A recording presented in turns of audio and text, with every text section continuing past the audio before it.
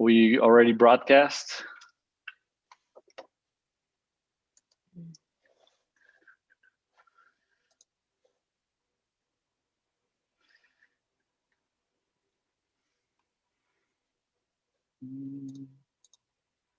Hello, hello. Can you guys hear us well? Hello. If you can hear us, please raise your hand into chat mode. We have a chat here on the right-hand side.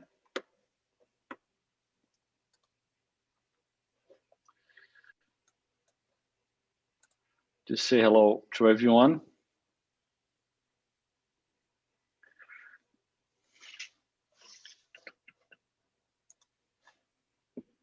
Can all you guys hear us well? Beautiful. Okie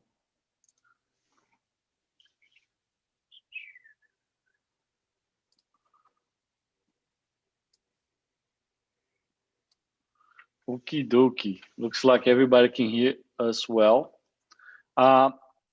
Before we started, I have my partner Michel de Amorim, Karina Martyn here with me, and today we're going to introduce something different. We're going to have translation to Portuguese, and you can have that on your right-hand side in a little box called interpretation on the right-hand side of your screen, and you can be translated to Portuguese. There's an option there, okay? So we brought this to you to better serve you, so we can have a concise and completed webinar, okay? The goal of this webinar, everyone, is to teach you guys a few things that we need to take in consideration for 2020 tax filings. This is not a in-depth webinar per se, because we're just going to talk about we call laundry list for you and your business to be ready for 2020 tax season, especially because we just started the tax season. As per the IRS, correct, Karina? We just started on February 12th, correct? The tax season. Yeah.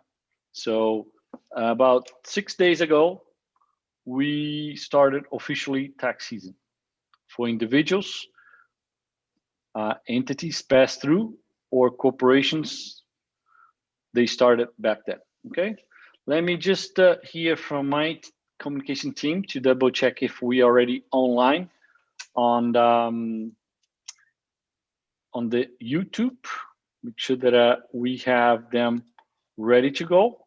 And I'm going to introduce the presenters. The panelists will be Karina Martyn, tax leader at Drummond Advisors. She's located in Chicago.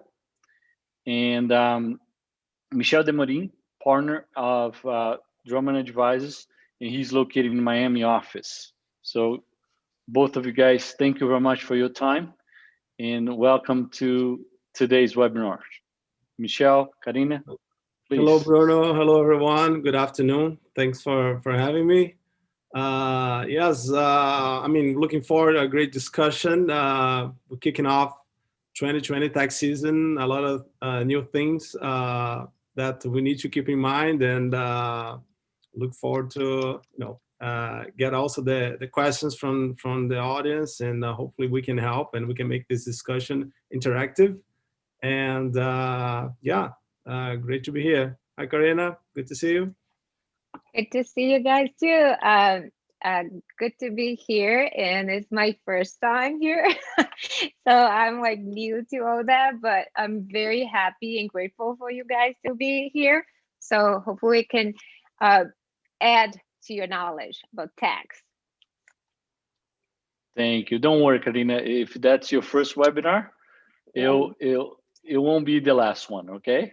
You're gonna be expert by the end of this busy season. Okie dokie. Okay. So let's get started. And we have.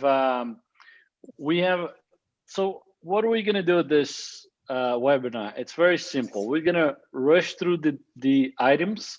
We have actually 3 slides, discuss the high level topics, and then the last, we're gonna cover those in 20 to 30 minutes, and the last 20 to 30 minutes we're gonna open for questions for you guys.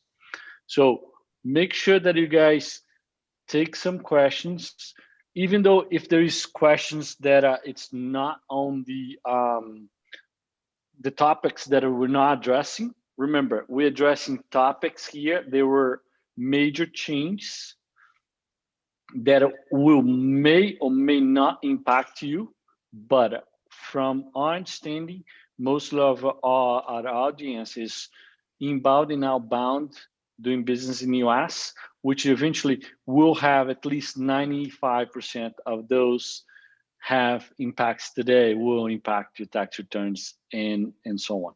Okay, let's get the ball rolling. Michel and Karina. So let's get this started. Since we have the pandemic, we have seen a lot of the IRS delays, correct? Who can help me with these items? Because those delays are happening on a day-to-day basis. And those delays, I would love to hear from you guys on a day, what's going on out there on the IRS.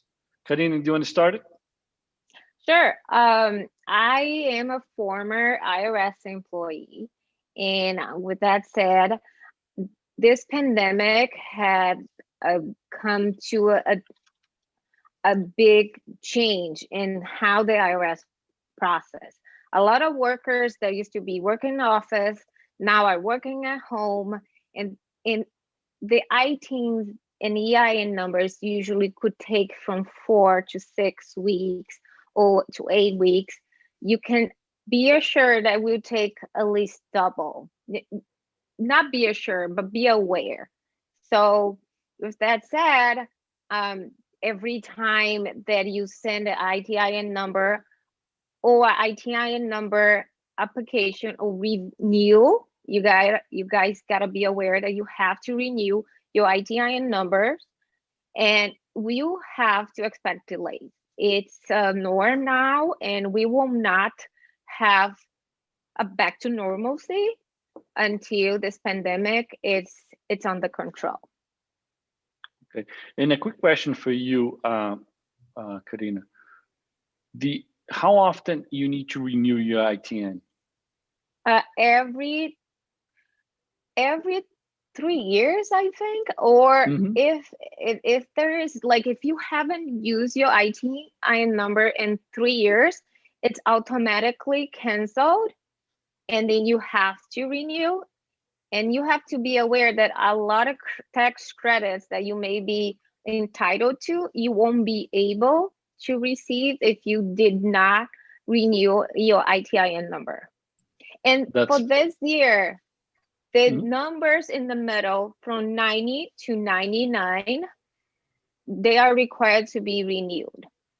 So if you have ITIN number that's from 9, starting in the middle, the two middle numbers, if it's 90 to 99, except 93, I think, you need to renew your ITIN number.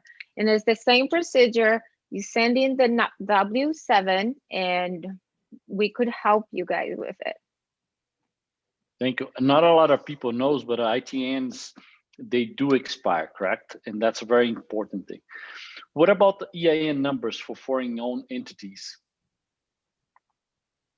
They are having some issues on that as well. I know that we are taking longer, correct? About a week or 2 to get those numbers.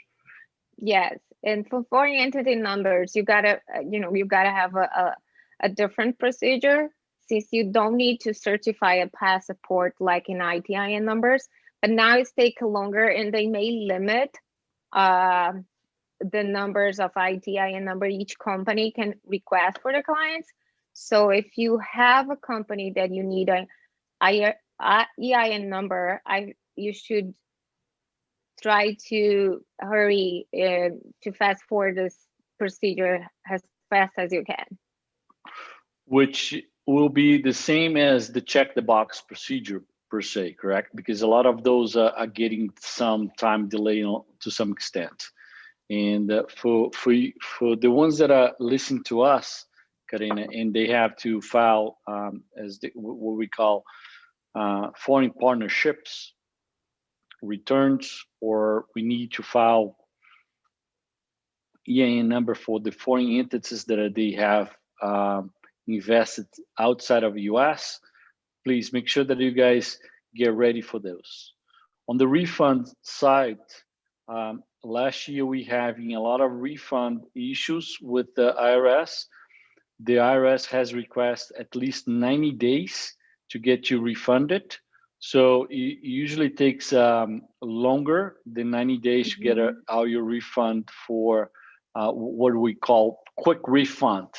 What is a quick refund? It's when you do a rollback of your tax returns according with the CARES Act, was a law that passed back in March, allowed you to roll back. And that's something that Karina can help us on that. Do you want to do a little update on that, Karina? Yes. The IRS is also encourage the taxpayer to use the account, like the bank account. So it gets to you, like if you had it on the stimulus check, we'll get to you as fast as possible. And if you expect a check, that would take a 12-week stop. Like they are trying to hurry this process. They are trying to minimize the delays, but you need also to do your part and file the tax return with your bank account to receive your refund, and do as soon as you guys are comfortable to. And it's very safe. It's very safe. Bruno. Yeah. Go ahead, Michel. No, just to add to what Karina mentioned, everything that's paper related, all the paper related processing in the IRS, we're experiencing delays, right? So that has to do with the ITIN, which we used to send a fax. That has to do with paper returns that are taking longer than expected to be processed. And that, going back to what Karina mentioned, the IRS offices were partially closed during the year. And even now, every time an employee gets sick, the whole office needs to quarantine. Everybody's, go back home. And those faxes, they keep coming. So what happened is that now they have a huge demand of paper that, IRS needs to process. And so they are explicitly telling taxpayers to, if possible, file electronic returns and do everything electronically.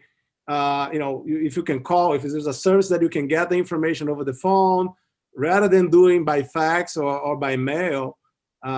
So these are some of the aspects that we are facing now. And we can do up to certain point, we can call and we can try to get an estimate, but there's not much in our power. We just need to wait.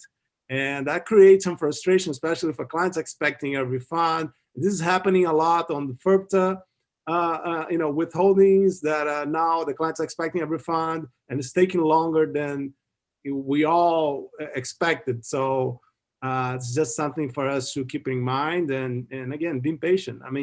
Some clients are getting letters from the prior year returns, which they have already submitted, and the IRS is saying it's late because the client has submitted, but the IRS hasn't processed the return.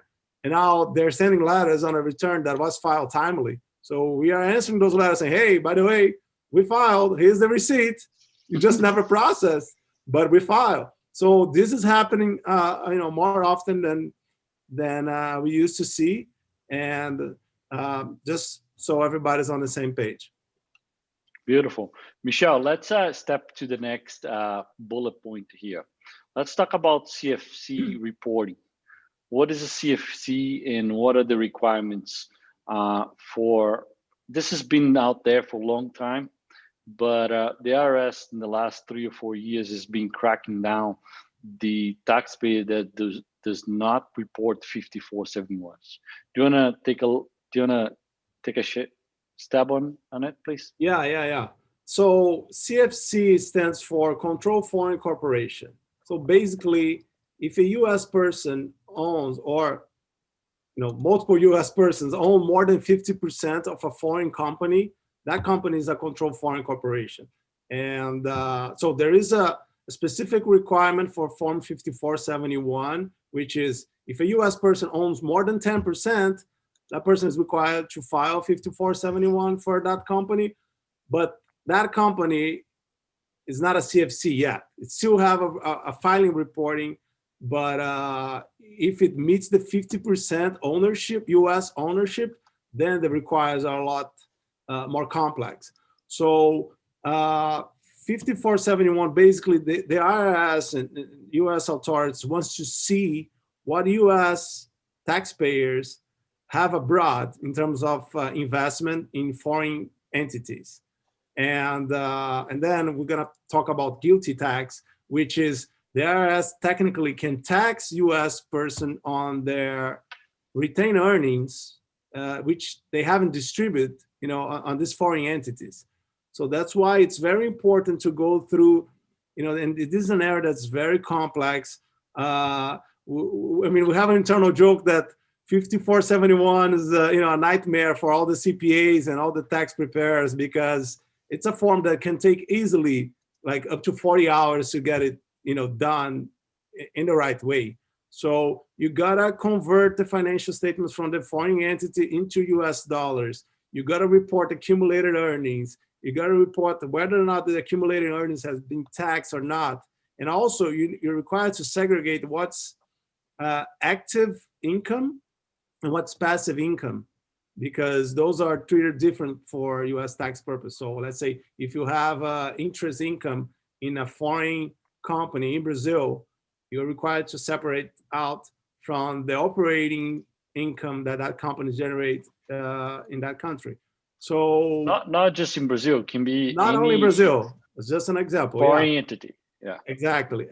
And most importantly, Bruno, the penalties related to 5471s. We're talking about starting at $10,000. It could be civil penalties as well. So this is an area that the IRS treats as a key area regarding compliance and money laundering and everything that they want to avoid. So make sure if you guys have interest in foreign entities, at least ask the question whether or not you should be reporting Form 5471. And also, if you are required to amend the Form 5471, there also could be taxes and could be, penalties involved. So it's an informational form, but you can have a significant exposure if you don't do it right. It's very common from mostly of the CPAs that does foreign transactions. They overlook this form the same way they overlook the BIFIC, but the 5471 has a much bigger penalty. So you should consider if you have if you are owner of if you own quotas or shares of a foreign entity, raise your hands, talk to us, talk to your CPA. And I spoke with the CPA this week, and he said there was it's a formal form, but in the end of the day, it costs you a lot of money for the taxpayer because it's actually has a lot of penalties behind. Anyways, let's move on towards the next one. Can I add one thing? This also is extremely important due to any 5471 that you should have filed and you had not, or is substantially not filed, like you gave less information than you should. The statute of limitation extend to the time you have that for the need to file 5471. Going back to the act, the imposed 5470 to 62, I think. So if you didn't file or you made a mistake, you have in your company, your foreign entity company is starting in 2010, the statute of limitation does not close. So you have several years of penalties if you don't amend or do a streamlined procedure. So you can contact us to further information. There's a good question here for you guys. How does the IRS can track individuals or corporations that need to file 5471s or 5472s? Well, this can go to our next point, which is FBAR and FATCA compliance, right? Correct. The FATCA compliance, it came down in 2010, which require foreign and financial institutions to report to US, to the IRS, any foreign accounts or foreign assets that they hold, they kept in their financial institutions to the IRS. It's of course a longer process, but there is always information in your tax return that we can link, like to a foreign entity. So FATCA compliance is linked to all other foreign financial assets or interesting you may have in a company, or even life insurance you have to report. So it's how can they track? Michel may help, but they know a lot more. They don't have the people to go after each taxpayer, but they can track due to this reporting required for foreign financial institutions. And Karina, this also happens when the person wants to repatriate cash from that company. So this can go, under the radar for a while. I mean, because again, it's compliance. So the IRS does not necessarily have the completeness of all your investment until money hits your account. And okay, now you gotta report that you receive a foreign dividend. And hey, you have a foreign dividend, but you never reported the foreign asset that is paying you dividend. So that's they can easily circle back on the source of that income that's hitting your account. So this is very important. So this has to do with whether or not the person, that foreign individual who's now a U.S. tax person, for instance, whether or not he reported in their home country that he's no longer a tax resident. And let's use again the example of Brazil. You can file your exit declaration, say, okay, I'm out of Brazil, I'm no longer a Brazilian tax resident, and you're required to inform your bank.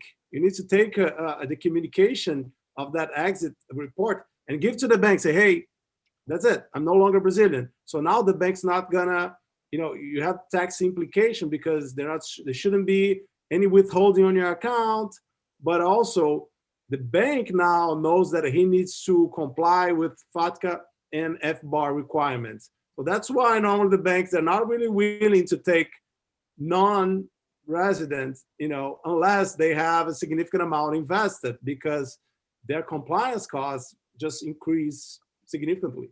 So they was like, okay, why I'm gonna keep this $1,000 account if I have to deal with all this compliance? So what I'm gonna do, I'm gonna charge them $1,000 a month to keep the account active. So, and this is, we're seeing that this is the type of challenge that, the individuals that have dual citizenship, or they keep tax home in different places, or, they used to be they used to have their tax home in Brazil or other country, and now they move to the US, but they still have ties to that home country. And now they gotta deal with compliance in both countries, right? So yeah, and I think the information aspects of the doing business in a global environment, it's so much clear and less private than before, correct? Now you have banks that through FATCA and FBAR, they can collect from customers in different countries. This didn't happen 10, 15, or 20 years ago. You have IRS or Receita Federal charging clients overseas. And as many of the information related to ownership in some of the South American countries, they're public because they are on the board of trade. And anybody that has your full name can go to the board of trade and pull that information from a website. So I don't think it's the case. And we have been through audits with the IRS related to not just the 5471, was 8865s, and they can go through the audit, full-blown audit related to an entity offshore. And you better go through it, because otherwise it will cost you 3 or 4 times more and can give you civil penalties as a whole. So I agree with you guys, but even other types of agencies are using this new environment to be able to go after people that own them money, such as bank. Okay. And we're seeing every day new requirements regarding the final beneficiaries, right? Even the offshore jurisdictions, which in the past used to be a lot softer in regards to final beneficiary and so on. Now we see more strict requirements, and they want to do the substance economic test. They want to know what's the purpose of the company. So this all has to do with compliance and everything that's happening with the OECD and so everybody's kind of like going the same direction regarding money laundering prevention and tax fraud. So it's becoming a big issue. And again, this is a red flag all over. So a lot of times we have this individual who has moved to a different country and now is in the middle of all these compliance aspects and all these forms. So, and again, going back to the concept of US tax, basically just if you, as an excuse, if you say, oh, I didn't know, that's not gonna fly. So the IRS said, okay, yeah. if you're new to the country and you didn't know, you should have asked. You should have hired somebody who knows. So, like make sure that you do your due diligence. You follow what the steps you need to in order to be on the safe side instead of be on the gray area. I have another question here for you, and Karina. So what is the difference between the Form 5471 for CFC, which is above 50%, and for non-CFC, which is below 50% in terms of complex? If you can give some of the aspects, because the 5471, per my understanding, anything above 10% ownership, correct? Mm-hmm. Correct. Okay. Yeah. Okay. You want to go ahead, Karina? Yes, I just want to point it out that once you are CFC, you're controlled.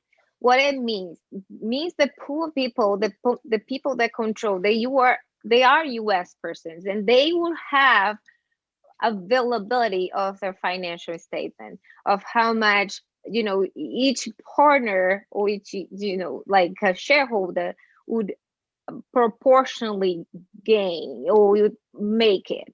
So for example, if I only own 10% and the company isn't at CFC, how I would have access unless I, in the company agreement, I would be required to give it to me. So that's the first aspect. And then there are a lot of more information that sometimes they require you to have and to disclose if you're CFC, like schedules. If you look it up, the 5471, it's a enormous form. And they ask information about earning, accumulate earnings and profits, what is support F income. So this information, when you are controlled foreign corporation, it's more available to you. That's my point. And Karina, just to add, there are different categories on 5471. And from last year to this year, they probably added 3 or 4 additional categories to what we had. So yeah. And you know, if you fill out the wrong, if you pick the wrong category, you're gonna fill out the form wrong and you're gonna get in trouble. So this goes back and quite some time the CPA doesn't have all that information. So they need to go back to the client and say, hey, are you sure that you're not an officer in that company, even though you have whatever 15%, 20%, because that changed your category. So we got to be extra careful on that. And again, we don't want to be too technical, but we just want to emphasize the, you know, how important this matter is regarding compliance and penalties.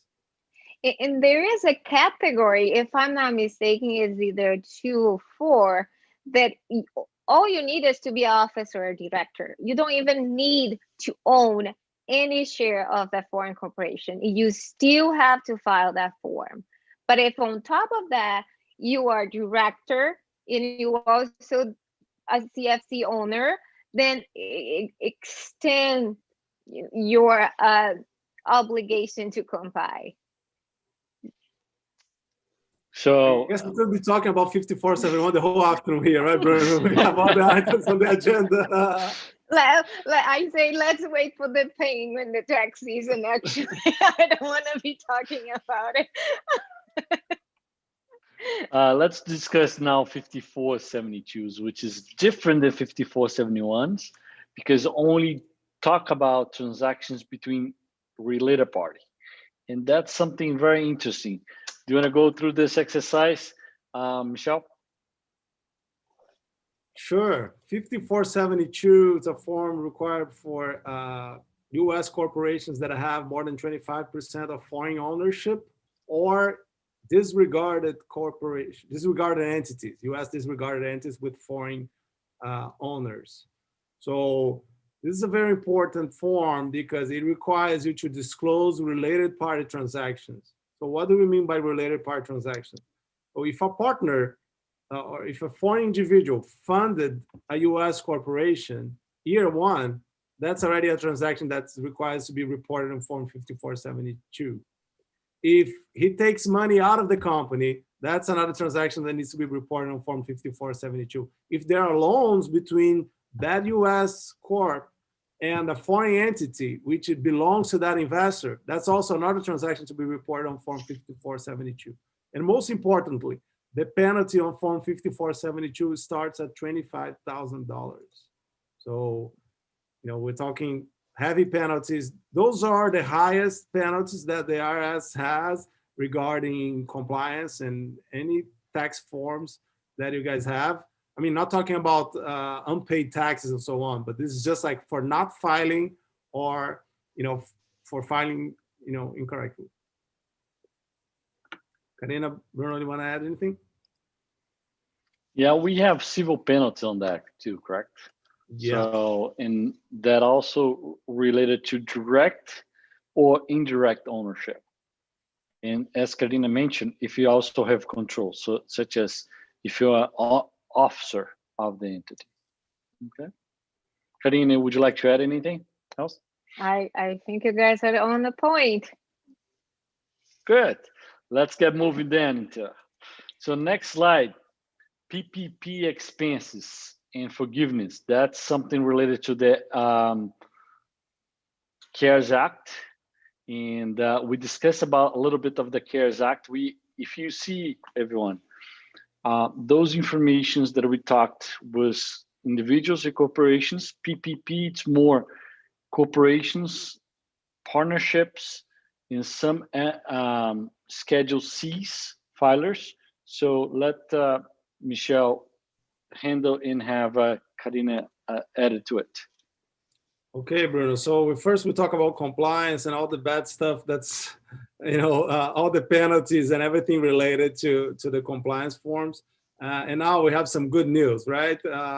So PPP, there have been some back and forth regarding the deductibility and also forgiveness of the PPP expenses. So as you mentioned, the first round of PPP came on the CARES Act. So whoever, for a company that does business in the US and fall under the requirement of a small business, which is basically, less than 300 employees, and, there were different requirements, but in general, a lot of companies would qualify for a PPP, and they would get pretty much 2.5% of their average payroll as a grant, as technically a loan, which could be forgiven in the future if certain criteria were met. So a lot of companies went through that process and they got the PPP one. Currently, after the Consolidated Appropriations Act, the SBA has approved the second round of PPP, which is called PPP2, and whoever took PPP1 can also qualify for PPP2 if certain conditions are met. So this is, again, the government saying, okay, we want to help a small business, so there are funds available for you to keep people employed and keep your business going. And a lot of people don't know, but if you are self-employed, you are on your own, you are a contractor, you can also qualify on the PPP. Michel, I don't have payroll. Well, if you get, you take money out of your company, you're self-employed. So they're going to use whatever you report on your Schedule C in order to calculate the maximum amount you can take on the PPP. So very important tool. This was by far the most popular provision under the CARES Act, and still going on. The deadline is for the PPP2, if I'm not mistaken, is March 31st, so it's still available. And also they have opened the application for forgiveness. So as long as the company have used over 60% of their PPP amounts to pay payroll and to cover all the qualified expense such as rent, business interest, and utilities and some other expenses that were previously included in the package, they will qualify for 100% of the forgiveness. So basically, the companies will be able to take a double dipping because now they have an expense that's deductible, and they have the grant that covers that expense that's not taxable. So this is really going to be a good help for the companies where they were able to deduct the expense and not pay tax on whatever amount was reported on the PPP grant. So it's a great tool. Beautiful. And this not even taking consideration the change on December 27, correct, Michel, for the payroll credits, correct? Which is, it's added to it, this relief. Correct. Payroll taxes, there are credits available to the employers. Certain conditions also needs to be met.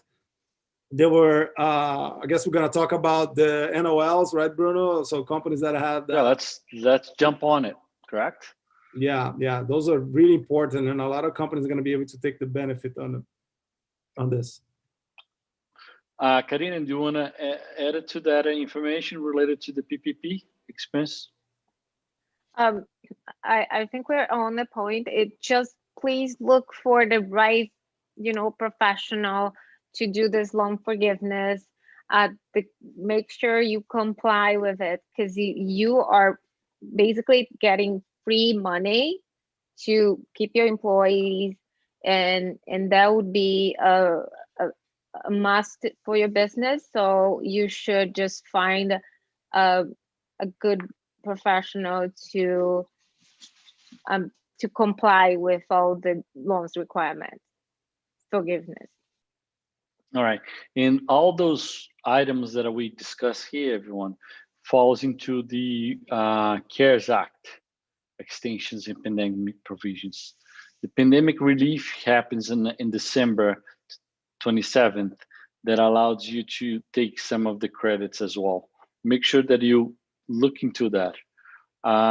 Another change that happens, we've had a final regulations addressing the interest expenses limitations. So those are very important items to take a look at it. Guidance permitting changing valuation of vehicles, especially with the pandemic. Guilty is a provisions under the Form 5471. Those are very important because every year you need to test for guilty in case that you have foreign entities out there, and guilties are only applicable, okay, guilty here, for controlled CFCs, controlled foreign corporations, okay? And we have NOLs, regulations for consolidated groups NOLs, because it was very gray areas on the NOLs in the past, and we want to. Those final regulations happened last December, and those final regulations allowed us as a taxpayers to take better benefits on it.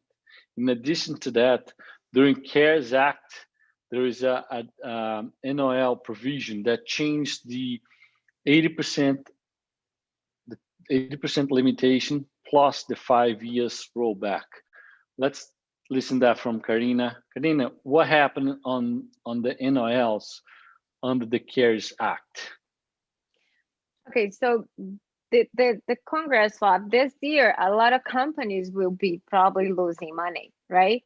And with that, why don't allow now the companies that had a loss in 2020 to take it back, the loss, and maybe request a refund to help those companies. So before, you could only get your loss up to 80% to carry forward unlimited. Now you can take it to 100% and you can carry back 2 years, and the remainder you carry forward too.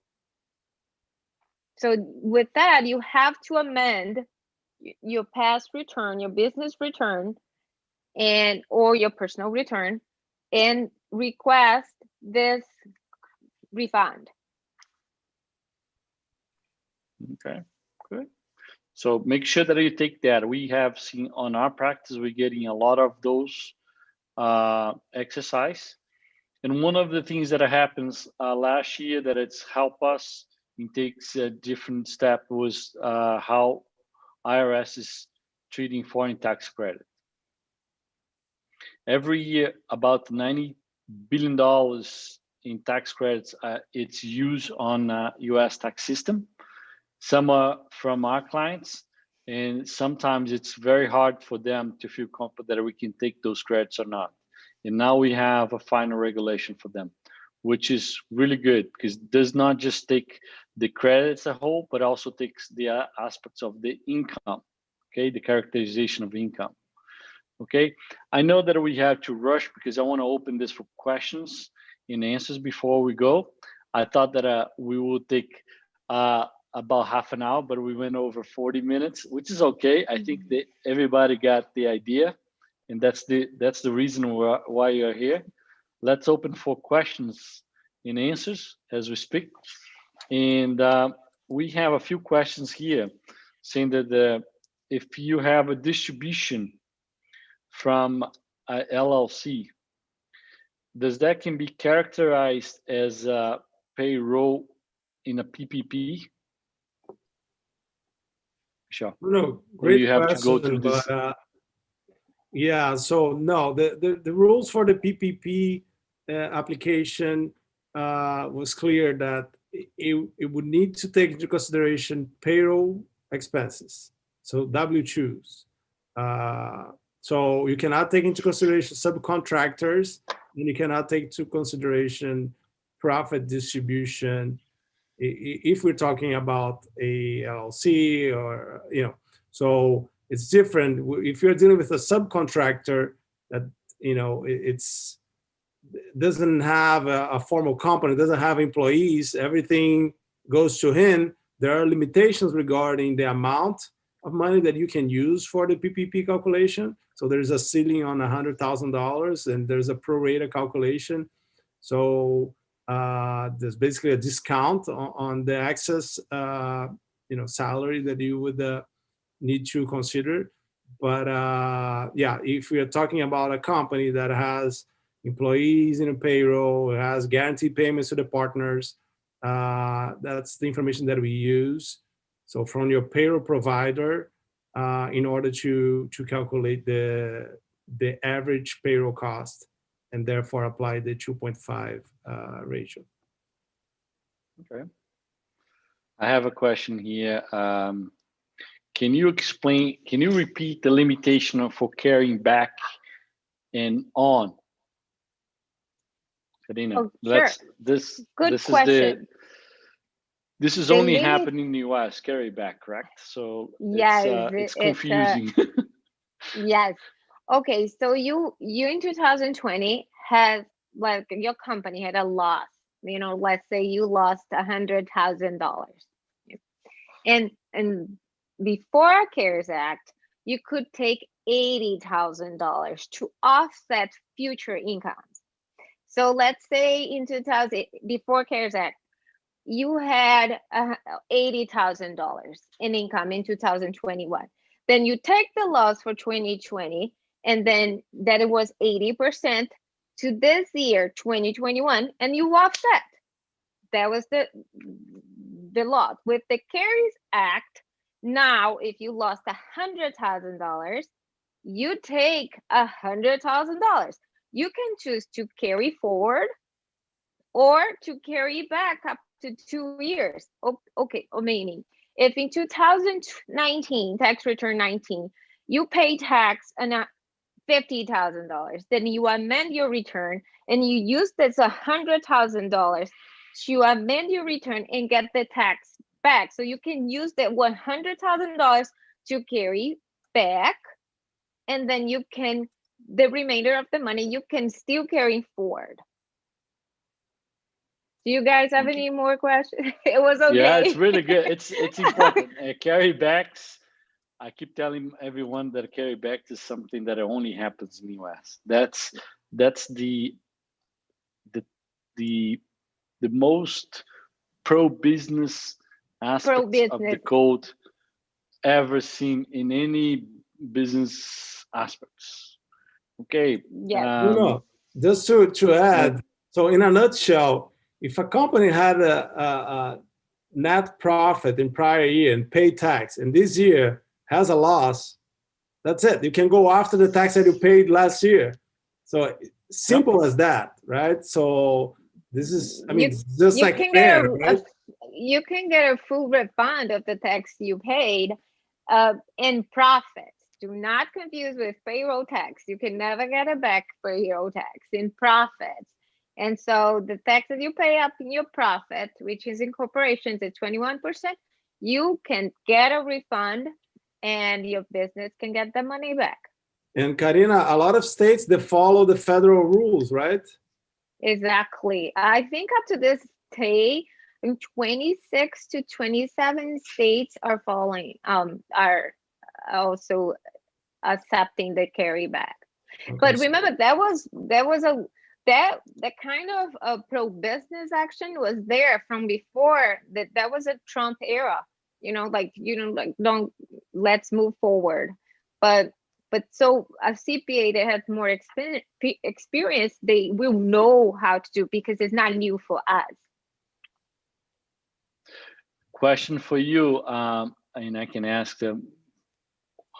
There is someone here asking if California is following the federal, because California is always like they always jump out of the wagon, correct? They do all their own things out there. I'm gonna leave that question to Karina and Michel, and they can find that while I'm gonna answer another question. There's one question here related to discuss a little bit further what the foreign tax change. So I'm gonna explain to you guys. Back in December, November, the IRS did a final definition of foreign tax credits and income. The IRS has this, they look into the tax income outside of US in three levels. One, if this is foreign or not foreign, correct. So that was defined.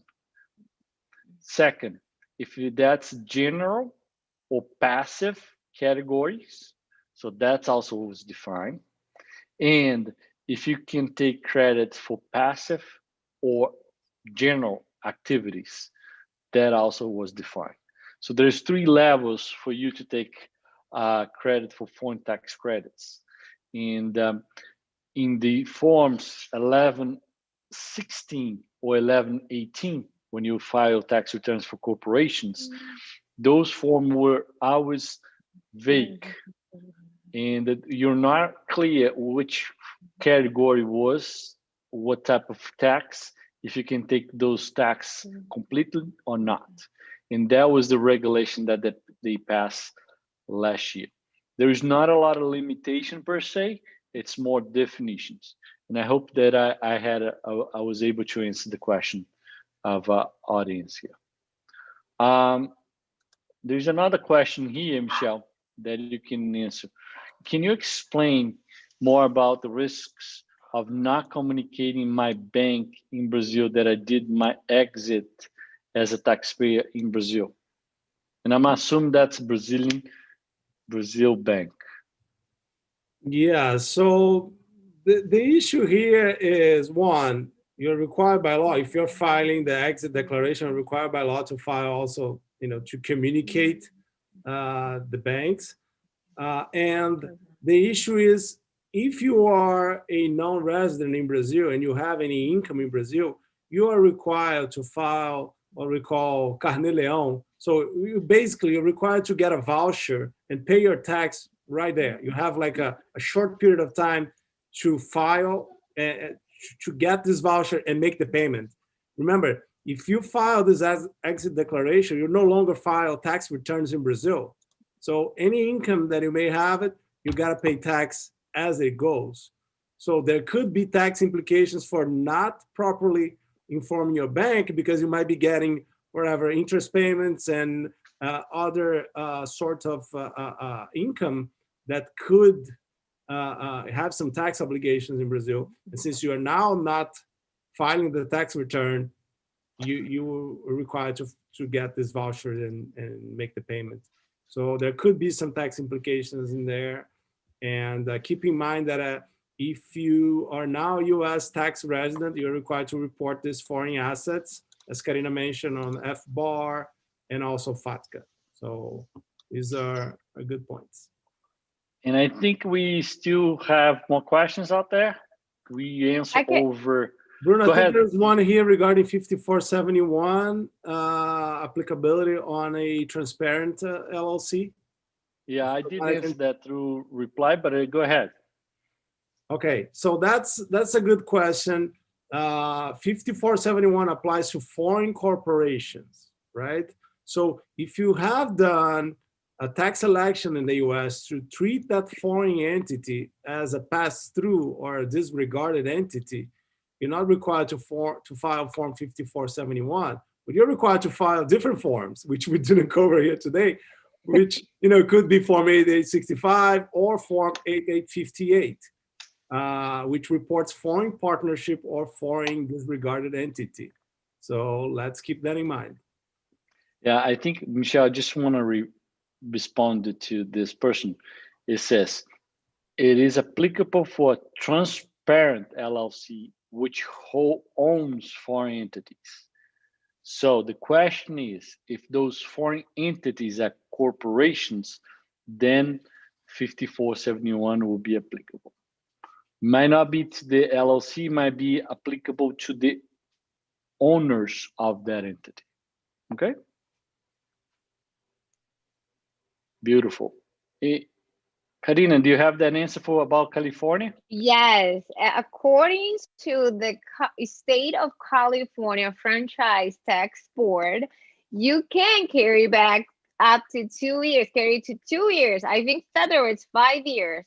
And you may, but you have to amend your return. It's not automatic. Like you have to carry back. You are allowed to and get your refund in the state of California, which is very expensive, right?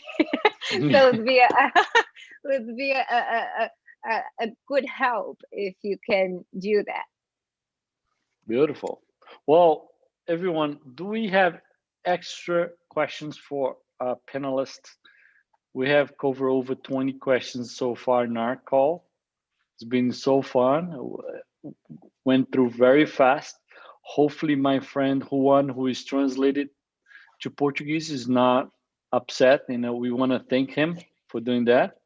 And we also want to thank our communication team that was able to put this webinar together really quick. And I think we were able to answer mostly of your questions. Any further questions, everyone? Okay, so looks like we're gonna finish it up for today. Michel, Karina, thank you very much again. Final marks. Karina, go ahead. It was a pleasure to kind of clarify any point you guys have, and we'll be available. I personally love tax. Like I think it's the best puzzle. So any questions you have, you can contact me, contact Drummond, and then they can contact me. And we're here to help. And just please, whenever you're doing this 5471, whatever other international tax requirement, make sure your tax preparer is asking you questions. It's not like you give them a W-2 and they can copy. It's like we ask so many questions, and you have to do your due diligence and make sure you find a good professional, because the penalties, they make more money in penalties than actually collecting what is a tax bill. So make sure you find a diligent professional. Guys, listen for someone that was there. Correct. Go ahead, Michel. And I can add. And I laugh. Hopefully they can edit that part of our conversation. I know. Correct? I know. We gotta remind Karina. Karina, now you're on our side. Take it easy. Yeah? I know. I'm sorry. You can't get me totally out.